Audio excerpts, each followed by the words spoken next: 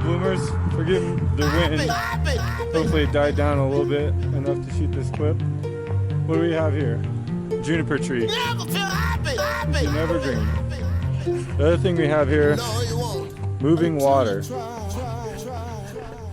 Evergreens and moving water are the best two combinations when you're looking for moist soil to add to your soil biome. I'm not going to quite go down there all the way, but this soil right here is about 5 feet away from that water. It does get water from time to time. That's your best soil. About 5 feet away from a water source, no closer than about 3. You can get it out of the water source, but I'd be very careful with that soil. Never put that in your anaerobic mix, and use it very sparingly. It can have the most dangerous microorganisms in it, so be careful when you use that. But this is a perfect kind of illustration of what I'm talking about. Now, if the water wasn't moving, it would still be very good. But moving water is better. If this wasn't an evergreen, if it was deciduous trees around here, it'd be a little less good too. So your best is moving water with evergreens and even deciduous mixed in. And the worst is stagnant water with very little trees, especially deciduous trees. All right. I apologize in advance for the wind. I'm gonna hopefully be able to cut it down a little bit, but this is what not to get as far as a soil microbe library. See water, stagnant. Notice how there's nothing around it. This is all dead. The grass is small. This is very salted. You don't want this type of soil no matter what. It's the worst type of soil to get for your soil microbe library. So avoid this type of terrain. It's basically a salt flat. Alright. It's loud. But it's not windy. So this is a year-round creek. This soil right here, this sandy soil, next to all these little rock piles, great. This never dries out.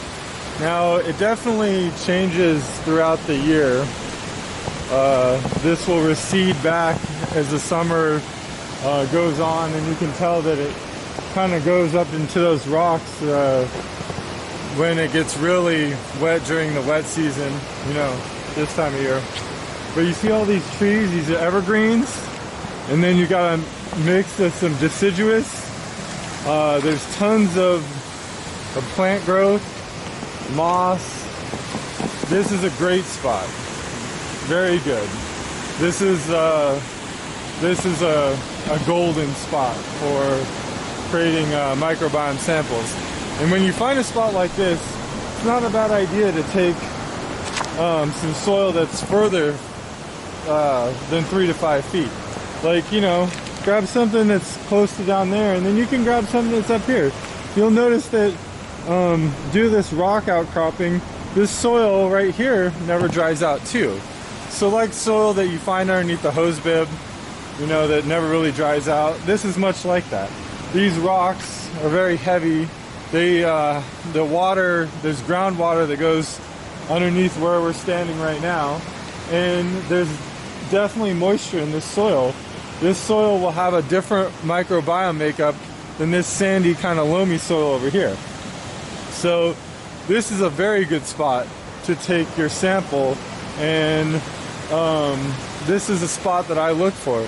Now, maintaining several different spots like this is your goal. You want maybe a dozen spots, like I said before. That's really the key. And then, like I also said before, you can't just take your samples and actually use them like a library, you know, at your home. It's not a home library. When I say library, I mean places. They're places that you know where to get your soil from, your microbiome from, and you don't want to ever, excuse me, you don't want to ever take them and think that they'll permanently live at your home or whatnot. That's just not how it works. It's more a place where you know where that biome exists, and you can go there anytime and grab soil from that biome. And the idea is you rotate it around, and you never want to hit the same biome twice if at all possible. All right. Here's a good example of a place that's seasonal water. It dries out quickly in the spring. It's not a great place. There's not a lot of trees. It's definitely not the best place to grab your soil sample from. Aaron here with Boom Water. What do we got? A bridge. Oh, forgive the wind. But we also have a seasonal creek. This runs almost year-round, but it dries up in the last couple months of the summer usually. Not always, but most of the time. These are deciduous. We got an evergreen back there. This is a good mix. This soil right down there, you can see it's definitely good soil to use as a microbiome library. You can tell these are much different trees that are feeding this soil.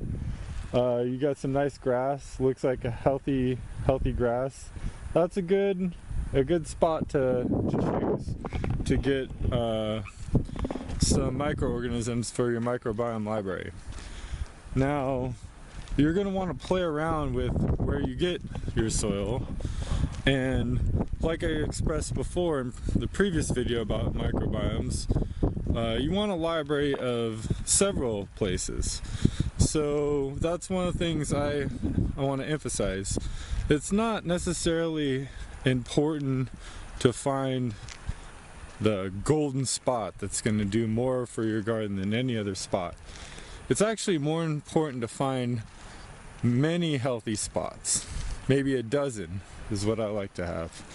And when you have a dozen spots, then you actually have a library. And when you use that library, you're going to seed your compost tea, your aerobic and anaerobic, with different yeast starters, so to speak, to put in baking terms.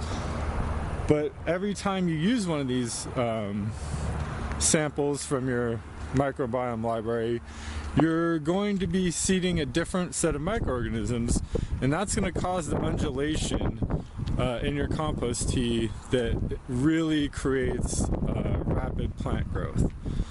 So I want to say that it's not so important to have the best spot as so much as it is to have many good spots. And the other thing I want to point out is that when you take your sample, it's only good for maybe 3 or 4 days. You don't want your sample to sit very long. So when you go down there and take your sample, make sure you're getting ready to use it. When you end up taking a sample, your sample's only good for about 3 days, as long as it stays moist and doesn't dry out on you. After about a week, it starts to weaken and it's not nearly as good. So remember, keep your samples moist, not in an airtight container, let them breathe, but try to use them when you take them. This is obviously one of my spots, but I'm not going to show you very many because I think everyone should find their own spots, and you'll understand that you don't want to take a lot from any given spot. You don't want to constantly mine a spot, because you'll start taking away soil from maybe somewhere that will damage the environment. So keep that in mind. Try to keep a low footprint, and once again, you don't need very much soil. You need about a trowel full, maybe a cup or two. That's all. Alright. That is indeed the last thing I want to say. Peace. I took the perfect avenue down you. Did I go Dutch? This is too much. With all the money